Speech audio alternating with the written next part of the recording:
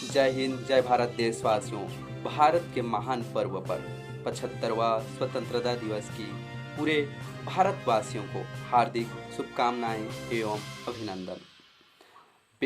यह दिन बेहद जो है खुशी का दिन है।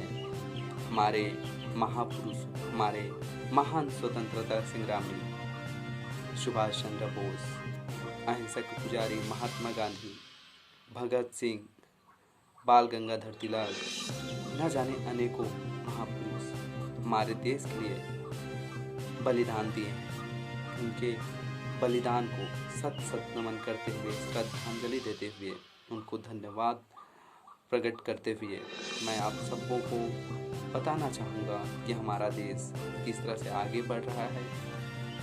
तो सबसे पहले मैं आपको बता दूं, जो hunger index, global hunger index 2020 की जब सूची जारी हुई तो पाया गया कि भारत की जो रैंक 107 देश में 94 स्थान पर आता है। फिर से एक बार बता दूं आपको, 94 स्थान पर भारत की जो पोजीशन है या स्थान है 107 देशों में 94 नंबर पर आता है, जबकि हमारा देश किसानों का देश है। आखिर 94 नंबर पर क्यों आता है, यही सबसे बड़ी सवाल है। हमारे देश को 75 साल हो चुके हैं आज़ादी के, लेकिन 94 नंबर पर एक सबसे बड़ी गंभीर समस्या है। इसका GHI स्कोर देखें तो 27.2 है, जो बहुत ही गंभीर है।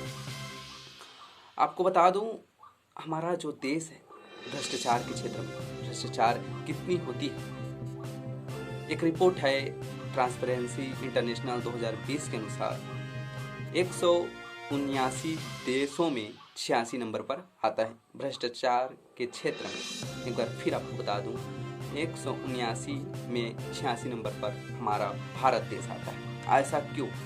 प्रश्न क्यों नहीं उठाते आप सब लोग? ये सबसे बड़ी जिम्मेदारी है उन सब महापुरुष, उन वीर सपूतों ने हमें इस देश को संभालने के लिए छोड़ा है, इस देश को आगे बढ़ाने के लिए छोड़ा है। हमें जिम्मेदारी दी गई, लेकिन हम जिम्मेदारी को क्यों नहीं निभा रहे हैं? हम सब भारतवासियों को हक है, अधिकार है। भारतीय संविधान में लिखा है, हम भारत के लोग भारत को आप सब समझ सकते हैं, लेकिन हम अपने हक की लड़ाई में नहीं कर रहे हैं। सभी देशवासियों को जागरूक होना होगा। अब मैं बात करता हूँ प्रेस फ्रीडम, जिसे लोगों द्वारा, भारत के लोगों द्वारा चौथा स्तंभ की उपाधि दी गई है। चौथा पिलर या खंभा कह ले, जिसकी रैंकिंग है 180 में 142वें नंबर पर।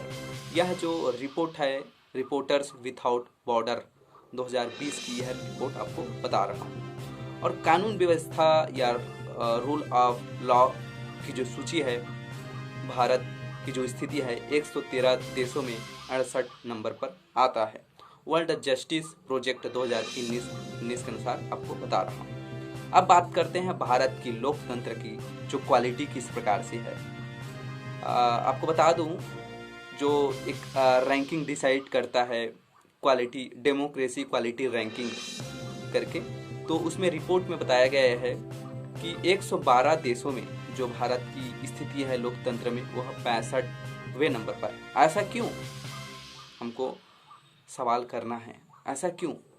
लेकिन सवाल कोई नहीं करता। हमें जिम्मेदारी, हमारी जिम्मेदारी, हमारा अधिकार है।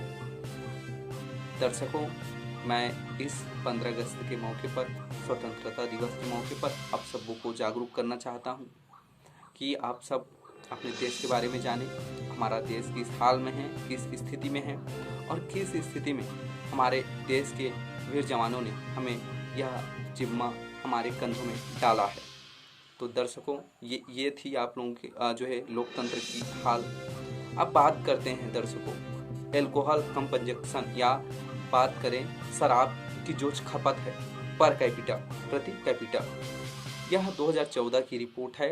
WHO के अनुसार 191 देशों में 76वें नंबर पर हमारा भारत देश आता है। आपको फिर से बता दूं, एल्कोहल यानी शराब की जो खपत होती है पर कैपिटा 191 देशों में 76वें नंबर पर WHO के अनुसार है। अब बात करते हैं human capita index. Human capita index के अनुसार यह 2018 की जो है सूची है। वर्ल्ड बैंक के अनुसार 152 देशों में भारत की स्थान जो है 115 नंबर पर आता है। बात करते हैं एजुकेशन की। यह 2013 का रिकॉर्ड है। या आप बात करें एजुकेशन इंडेक्स सूची की तो 191 देशों में भारत का जो स्थान है 145 नंबर पर आता है, जो बहुत ही गंभीर समस्या है। भारत देश की स्थिति एजुकेशन से ही पता लगाया जा सकता है। अब बात करते हैं जेंडर इनइक्वालिटी, मतलब लिंग विभेद या लिंग असमानता की बात जब की जाती है तो 2017 की एक रिपोर्ट है UNDP के अनुसार 188 में 76 नंबर को फिर से बता दूं, लिंग असमानता में UNDP 2017 के अनुसार 188 देशों में 76वें नंबर पर हमारा देश आता है, जो बहुत ही संवेदनशील और गंभीर मामला है।